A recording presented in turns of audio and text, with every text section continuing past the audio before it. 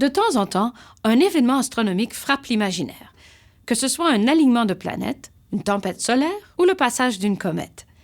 Il y a quelques semaines, on n'en avait que pour la Lune. Les médias en ont tellement parlé qu'un peu partout sur Terre, les gens sont sortis pour l'observer. La NASA en a même rajouté, en annonçant que ce serait la plus grosse Lune depuis 1948, mais sans préciser combien plus grosse.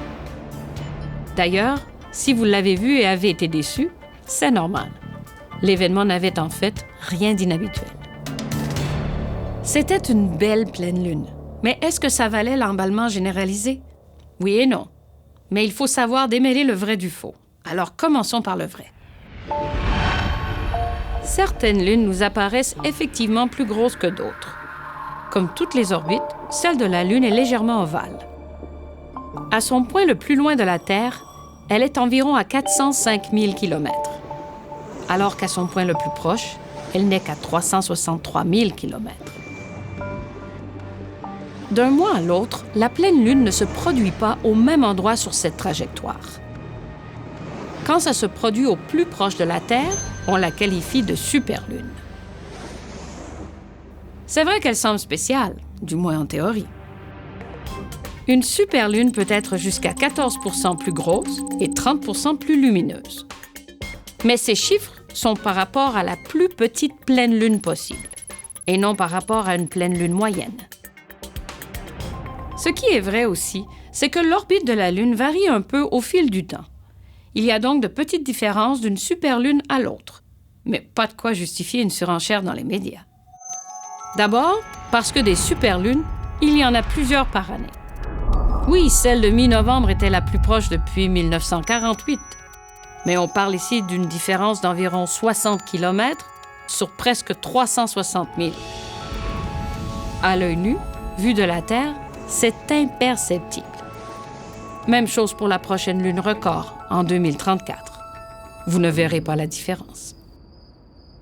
De toute façon, c'est impossible de comparer deux lunes, même à un mois d'intervalle, parce que sans instrument, il est très difficile d'évaluer la taille ou la luminosité d'un objet dans le ciel. Même une différence de luminosité de 30 % peut très bien être masquée par un petit voile de nuages, ou par de la pollution lumineuse, si on est en ville. Pour ce qui est de la taille, c'est encore pire, car notre cerveau nous joue des tours. Quand la Lune se lève, on a l'impression qu'elle est plus grosse. Mais ce n'est pas le cas. C'est une illusion. Parce qu'à l'horizon, on a un point de référence. On peut comparer la Lune avec ce qui est autour. Mais dès qu'elle monte au firmament, elle a l'air de rétrécir. En réalité, elle n'a pas changé de taille, évidemment. Pour vous en convaincre, tendez la main vers la Lune. Avec votre petit doigt, vous pouvez la recouvrir au complet. Peu importe où elle est dans le ciel. Détail intéressant, on peut faire la même chose avec le Soleil. Vu de la Terre, les deux ont la même taille apparente. Et on s'en rend bien compte lors des éclipses solaires. La Lune cache exactement le Soleil. Une telle éclipse, c'est bien plus rare et spectaculaire qu'une superlune. Il n'y a que quelques éclipses totales par siècle au Canada. La prochaine sera en 2024. Et entre-temps, il y aura des pluies d'étoiles filantes, des aurores boréales, des constellations à identifier. Alors oui, bien sûr, une superlune, c'est magnifique et ça vaut le coup d'œil. Mais vous le savez maintenant, le spectacle est essentiellement le même à chaque pleine lune. Donc pas besoin d'attendre une tempête médiatique pour en profiter. Il y a tellement de choses à voir dans le ciel. Ce qui compte, c'est de prendre le temps de s'arrêter, d'observer et de s'émerveiller de ce qui nous entoure, comme on le fait depuis la nuit des temps.